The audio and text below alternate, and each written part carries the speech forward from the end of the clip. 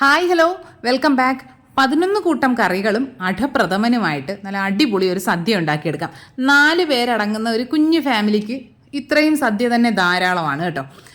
എങ്ങനെയാണെന്ന് കണ്ടാലോ? യാതൊരുവിധ പ്രിപ്പറേഷനും നേരത്തെ ചെയ്തിട്ടില്ല കേട്ടോ. നമുക്ക് ആദ്യമായിട്ട് കുറച്ച് ചെറുപയറൊന്ന് കഴുകി വൃത്തിയാക്കി കുക്കറിൽ കുറച്ച് വെള്ളവും ചേർത്തൊന്ന് വേവിക്കാനായി വെക്കാം. ചെറുപയർ പരിപ്പ് കൊണ്ടല്ല, ചെറുപയർ കൊണ്ടിട്ടാണ് ഇന്ന് പരിപ്പ് കറി ഉണ്ടാക്കുന്നത്. നാരങ്ങാക്കറിയും ഇഞ്ചിക്കറിയും വെക്കുന്നതിൻ്റെ റെസിപ്പീസ് നേരത്തെ പോസ്റ്റ് ചെയ്തിട്ടുള്ളത് കൊണ്ട് അത് ഇതിൽ കാണിക്കുന്നില്ല. അതും രാവിലെ തന്നെയാണ് വെച്ചിട്ടുണ്ടായിരുന്നത്. ഇനി നമുക്ക് ബീട്രൂട്ട് പച്ചടി ഉണ്ടാക്കാം. അതിനായിട്ട് ചെറിയൊരു ബീട്രൂട്ടിനെയാണ് അരിഞ്ഞെടുത്ത് ഒരു പാനിലേക്കിട്ട് കുറച്ച് വെള്ളവും ഒഴിച്ച് നമുക്ക് വേവിക്കാനായിട്ട് മാറ്റി വയ്ക്കാം. അതവിടെ വേകുന്ന നേരം കൊണ്ട് നമുക്ക് തോരൻ ഉണ്ടാക്കിയെടുക്കാം. ചെറിയൊരു ക്യാബേജും 3 അഗസ്തിപ്പൂവും ഒരു ചെറിയ സവോളയും കൂടി ചെറുതായിട്ട് നമ്മൾ ചോപ്പറിലിട്ടൊന്ന് അരിഞ്ഞെടുത്തിട്ട് ഒരു പാൻ വെക്കുക, അതിലേക്ക് എണ്ണ ഒഴിക്കുക, കടുക് പൊട്ടിക്കുക, വറ്റൽമുളക് ഇടുക, കറിവേപ്പില ഇടുക. എന്നിട്ട് നമ്മൾ അരിഞ്ഞ് വെച്ചിരിക്കുന്ന പച്ചക്കറികളെല്ലാം കൂടി ചേർത്ത് കുറച്ച് ഉപ്പും കൂടി ചേർത്ത് ഒന്ന് മിക്സ് ചെയ്തതിന് ശേഷം നമുക്ക് അടച്ച് വയ്ക്കുക. ആവിയിലൊന്ന് ആവി കയറി കഴിയുമ്പോൾ നമുക്കിതിലേക്ക് അരപ്പ് ചേർക്കാവുന്നതാണ്. അല്ലാതെ നമ്മൾ അരപ്പ് വേണമെങ്കിൽ ആദ്യമേ ചേർത്ത് ഇതിൽ മിക്സ് ചെയ്തിട്ട് അങ്ങനെയും കുക്ക് ചെയ്തെടുക്കാവുന്നതാണ് കേട്ടോ. ഞാനിപ്പോൾ അല്ലാതെയാണ് കുക്ക് ചെയ്യുന്നത്. മിക്സ് ചെയ്തതിന് ശേഷം ഇതൊന്ന് അടച്ച് വെക്കുന്നുണ്ട്. ഇനി നമുക്ക് അരപ്പിനായിട്ട് ഒരു പിടി തേങ്ങ, ഒരു 1/4 ടീസ്പൂൺ മഞ്ഞൾപ്പൊടി, 2 കാന്താരിമുളക്, ഒരു ചെറിയ നമ്മുടെ കുഞ്ഞുള്ളി, ഇത്രയും കൂടെ ഒന്ന് ചതച്ചെടുക്കുന്നുണ്ട്. അതിനെ നമുക്ക് ഇതിലേക്ക് ചേർത്ത് കൊടുക്കാം.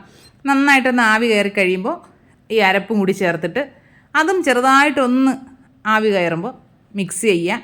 ഉപ്പ് നോക്കുക, നമ്മൾ അരപ്പിനുള്ള ഉപ്പുണ്ടോ എന്ന് നോക്കിയതിന് ശേഷം ഇല്ലെങ്കിൽ കുറച്ചുകൂടെ ചേർത്ത് കൊടുക്കാം. നന്നായിട്ട് മിക്സ് ചെയ്തെടുക്കാം. നമ്മുടെ തോരൻ റെഡി ആയിട്ടുണ്ട്. ഇനി അതിനെ നമുക്ക് മാറ്റി വയ്ക്കാം. അപ്പോഴേക്കും നമ്മുടെ ബീട്രൂട്ട് നന്നായിട്ട് വെന്ത് വന്നിട്ടുണ്ട് കേട്ടോ. ഇനി നമുക്ക് അതിലേക്ക് അരപ്പിനായിട്ട് ഒരു പിടി തേങ്ങ, ഒരു കാന്താരിമുളക്, ഒരു ചെറിയ ഉള്ളി, പിന്നെ ഒരു 1/4 ടീസ്പൂൺ ചെറിയ ജീരകം, 1 ടീസ്പൂൺ കടുക്, ഇത്രയും ചേർത്ത് നന്നായിട്ടൊന്ന് അരച്ചെടുത്തിട്ട് വരിക. അരച്ചതിനെ നമുക്കൊരു പാനിലേക്ക് ഇട്ടതിന് ശേഷം നമ്മുടെ ബീട്രൂട്ട് കൂടി ഇതിലേക്ക് അരച്ച് ചേർക്കാവുന്നതാണ്. അതെല്ലാം കൂടി നന്നായിട്ട് മിക്സ് ചെയ്യുക. അതിലാവശ്യത്തിനുള്ള ഉപ്പ് കൂടി ചേർത്ത് കൊടുത്തതിന് ശേഷം നന്നായിട്ട് മിക്സ് ചെയ്യണം.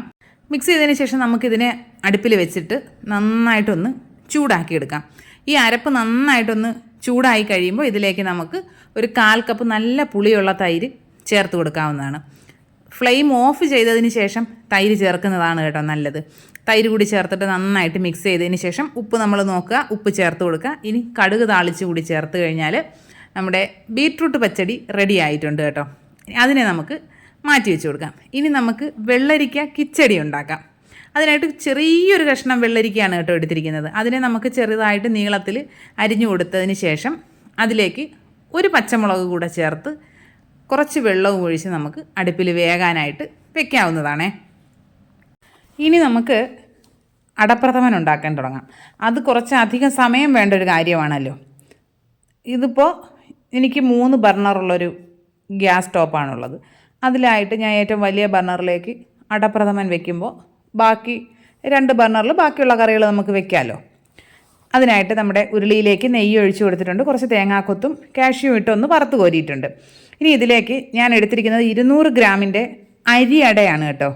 അതിനെ 2 വെള്ളത്തിലൊന്ന് കഴുകി ഒരു അരിപ്പിൽ വെച്ചിട്ട് നന്നായിട്ട് അതിന് വെള്ളമെല്ലാം വാർന്നതിന് ശേഷം ഈ നെയ്യിലേക്ക് ഇട്ട് കൊടുത്ത് നന്നായിട്ട് ഒരു അത്യാവശ്യം നല്ലൊരു ഗോൾഡ് കളർ വരുന്നത് വരെ ഇതിനെ ഒന്ന് നമുക്ക് വറുത്തെടുക്കാവുന്നതാണ്. അത് ലോ ഫ്ലെയിമിൽ അവിടെ ആയിക്കോട്ടെ. അപ്പോഴേക്കും നമുക്ക് നമ്മുടെ പരിപ്പ് കറിക്ക് വേണ്ടിയുള്ള അരപ്പ് തയ്യാറാക്കാം. ഒരു പിടി തേങ്ങയിലേക്ക് 2 വെളുത്തുള്ളി, ഒരു ചെറിയ ഉള്ളി, 2 കാന്താരിമുളക്, ഒരു തണ്ട് കറിവേപ്പില, ഒരു 1/2 ടീസ്പൂൺ ജീരകം, 1/4 ടീസ്പൂൺ മഞ്ഞൾപ്പൊടിയും കൂടെ ചേർത്ത് തരിയായിട്ട് അരച്ചെടുക്കുക. ഇനി ഇതിലേക്ക് നമുക്ക് ഒരു 1/4 കപ്പ് ചെറുപയർ വേവിച്ചതിന് ചേർത്ത് കൊടുക്കാവുന്നതാണ്. ചെറുപയർ കൂടെ ചേർത്തിട്ട് ജസ്റ്റ് ഒന്ന് മിക്സ് ചെയ്തെടുക്കാനേ പാടുള്ളൂ, ഒരുപാട് അരഞ്ഞു പോകാൻ പാടില്ല. ഇനി അതിനെ നമുക്കൊരു പാനിലേക്ക് മാറ്റി കൊടുക്കുക. ആവശ്യത്തിന് ഉപ്പ് ചേർത്ത് കൊടുക്കുക. വളരെ കുറച്ച് മാത്രമേ വെള്ളം ചേർക്കാൻ പാടുള്ളൂ കേട്ടോ. എല്ലാം കൂടി അടുപ്പിൽ വെച്ച് നന്നായിട്ടൊന്ന് ചൂടാക്കി ഈ അരപ്പൊന്ന് ചൂടായി വരുമ്പോൾ ഫ്ലെയിം ഓഫ് ചെയ്യുക. എന്നിട്ട് നമുക്ക് കടുക് താളിച്ച് വയ്ക്കുക. അപ്പോഴേക്കും തന്നെ നമ്മുടെ വെള്ളരിക്ക കിച്ചടിയും റെഡി ആയിട്ടുണ്ടായിരുന്നു കേട്ടോ. നമ്മൾ സാധാരണ പച്ചടിക്ക് അരയ്ക്കുന്ന അരപ്പ് ചേർത്തിട്ട് നമ്മൾ ചൂടാക്കാതെ വെക്കുമ്പോൾ വെള്ളരിക്ക കിച്ചടിയായി കേട്ടോ. ഞാൻ ഇങ്ങനെയാണ് ചെയ്തത്. അപ്പോഴേക്കും നമ്മുടെ അടയൊക്കെ നല്ല ഗോൾഡൻ കളറായിട്ടുണ്ട്. ഇനി ഇതിലേക്ക് നമുക്ക് 3-ാം പാൽ ഒഴിച്ചു കൊടുക്കാവുന്നതാണ്. വലിയ ഒരു കപ്പ് നിറയെ ഏകദേശം 1/2 ലിറ്ററിൽ കൂടുതലുണ്ട് കേട്ടോ 3-ാം പാൽ. അതാണ് ഇതിലേക്ക് ചേർക്കുന്നത്. ചേർത്തിട്ട് നന്നായിട്ട് ഈ അടയൊന്ന് വേകണം. അതുവരെ നമുക്ക് ബാക്കിയുള്ള പരിപാടികൾ ചെയ്യാം. അപ്പോഴേക്കും ഞാൻ പച്ചക്കായ കൊണ്ട് കട്ടിക്കാളം തയ്യാറാക്കാനായിട്ട് ഒരു കായയും 2 പച്ചമുളകും ഒക്കെ ചേർത്ത് വേവിക്കാനായിട്ട് വെച്ചു. ഇനി നമുക്ക് സാമ്പാറിനുള്ള തയ്യാറെടുപ്പ്. തോരപ്പരിപ്പ് വേവിക്കാനായി വെക്കാം. അതിലേക്ക് കുറച്ച് അമരപ്പയറും കൂടെ ചേർത്തിട്ടാണ് അത് വേവിച്ചെടുക്കുന്നത്. ഇനി അതിലേക്ക് വെന്ത് കഴിയുമ്പോൾ നമ്മുടെ ബാക്കിയുള്ള കഷ്ണങ്ങളും പുളിവെള്ളവും ചേർത്ത് അത് വേകാനായിട്ട് മറ്റൊരു ബർണറിലേക്ക് മാറ്റാവുന്നതാണ്. അപ്പോഴേക്കും നമ്മുടെ 3-ാം പാലെല്ലാം ഏകദേശം വറ്റി നമ്മുടെ അട വെന്തു എന്ന് ഉറപ്പായതിന് ശേഷം മാത്രമേ ശർക്കരപ്പാനി ഒഴിക്കാൻ പാടുള്ളൂ കേട്ടോ.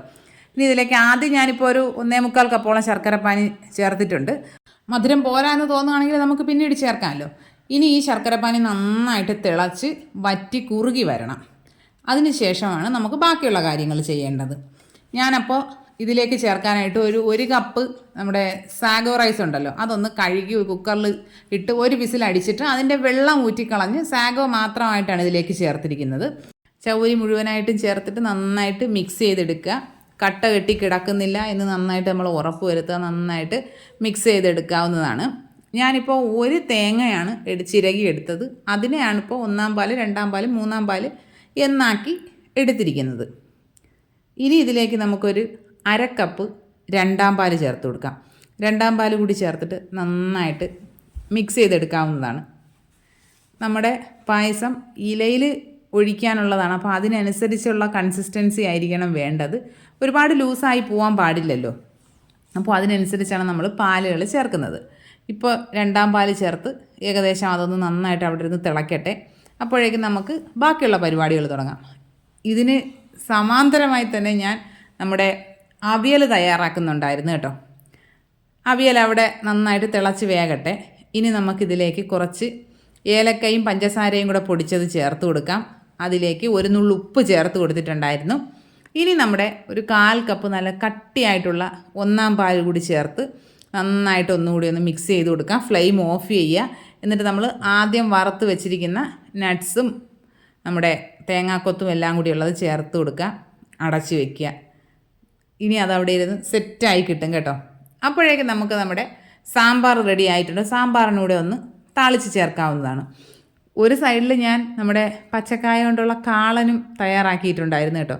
ഏതിൻ്റെയെങ്കിലുമൊക്കെ റെസിപ്പികൾ പ്രത്യേകം വേണമെന്നുണ്ടെങ്കിൽ പറഞ്ഞാൽ മതി, നമുക്ക് വേറെ ചെയ്യാവുന്നതാണ് കേട്ടോ. എല്ലാം കൂടി ഇതിൽ തന്നെ ചേർക്കുമ്പോൾ വലിയൊരു വീഡിയോ ആയിപ്പോവും. അതുകൊണ്ടാണ് ഞാൻ അതിൻ്റെ റെസിപ്പി ചെയ്യാവുന്നത്. ഞാൻ മുൻപ് കട്ടിക്കാളൻ്റെ റെസിപ്പി ചെയ്തിട്ടുണ്ട്. അങ്ങനെ വേണമെന്നുള്ളവർ അത് ചെക്ക് ചെയ്ത് നോക്കാവുന്നതാണ്. ഇനി നമുക്ക് കടുക് താളിച്ച് ഈ കട്ടിക്കാളനിലേക്ക് കുറച്ച് ചേർക്കാവുന്നതാണ്. ബാക്കിയിലേക്ക് നമുക്ക് നമ്മുടെ സാമ്പാർ പൊടി ചേർത്ത് നന്നായിട്ടൊന്ന് റോസ്റ്റ് ചെയ്തതിന് ശേഷം വേണം നമുക്ക് സാമ്പാറിലേക്ക് ചേർക്കാനായിട്ട്. പച്ചക്കറികളെല്ലാം സാമ്പാറിൽ ആദ്യമേ ചേർത്തിട്ടാണ് ഞാൻ വെച്ചത്. വെണ്ടയ്ക്കയും ബാക്കി എല്ലാ പച്ചക്കറികളും വെന്തതിന് ശേഷം അതിലേക്ക് ഇട്ട് കൊടുത്തൊന്ന് തിളപ്പിക്കുകയാണ് ചെയ്തിരിക്കുന്നത്. നമ്മൾ ഈ കടുക് താളിക്കാൻ എടുത്തതിലേക്ക് 1.5 ടേബിൾ സ്പൂൺ നമ്മുടെ സാമ്പാർ മസാല ചേർത്ത് കൊടുത്തിട്ടുണ്ട്. അതിലേക്ക് ഏകദേശം ഒരു 3/4 ടീസ്പൂണോളം നമ്മുടെ കാശ്മീരി ചില്ലി പൗഡർ കൂടെ ചേർത്ത് നന്നായിട്ടൊന്ന് റോസ്റ്റ് ചെയ്തതിന് ശേഷം നമ്മുടെ സാമ്പാറിലേക്ക് ചേർക്കുകയാണ്. എന്നിട്ട് നന്നായിട്ട് അതൊന്ന് തിളയ്ക്കുമ്പോൾ നമ്മുടെ ഈ മസാലയെല്ലാം അതിലായിട്ട് പിടിച്ചോളും. ഡയറക്റ്റ് മസാല ഈ സാമ്പാറിലേക്ക് ചേർക്കുന്നതിനേക്കാളും ഇങ്ങനെ കുറച്ചൊന്ന് വറുത്ത് ചേർക്കുമ്പോൾ ഒരു സ്പെഷ്യൽ ടേസ്റ്റാണ് ഉണ്ടാവുക. അപ്പോഴേക്കും അവിയൽ കുക്കായി അതിൽ പച്ച വെളിച്ചെണ്ണയെല്ലാം ഒഴിച്ച് അവിയൽ റെഡി ആയിട്ടുണ്ടായിരുന്നേ. സാമ്പാറോട് കൂടി നമ്മുടെ കറികളെല്ലാം റെഡിയായി. ഇനി നമുക്ക് സദ്യ വിളമ്പാം. നല്ല തൂശൻ ഇലയിൽ ആദ്യം നമ്മൾ കുറച്ച് ഉപ്പ് വിളമ്പുന്നുണ്ട്. കറികളൊന്നും പ്രോപ്പർ പ്ലേസ് ആണോ അങ്ങനെയുള്ള കാര്യങ്ങളൊന്നും ഞാൻ നോക്കുന്നില്ല കേട്ടോ.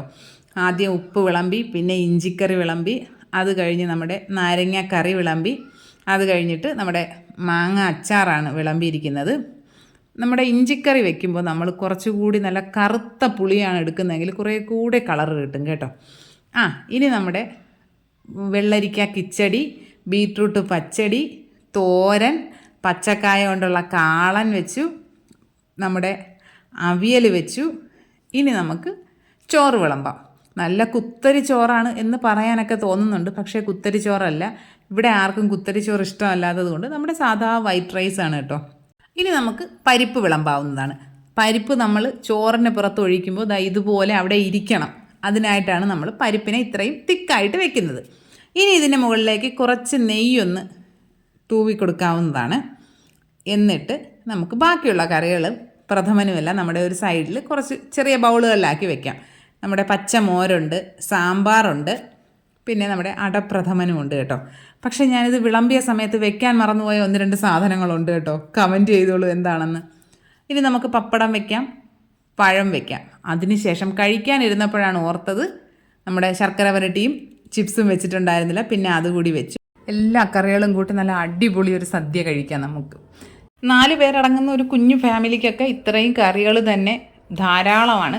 നമ്മളെല്ലാം വളരെ കുറഞ്ഞ അളവിൽ ചെയ്തെടുത്താൽ മതിയാകും. ഇങ്ങനെയുള്ള കാര്യങ്ങളൊക്കെ ശ്രദ്ധിച്ചു കഴിഞ്ഞാൽ നമുക്കൊരു 2-2.5 മണിക്കൂർ കൊണ്ട് അടിപൊളി ഒരു സദ്യ തയ്യാറാക്കിയെടുക്കാം.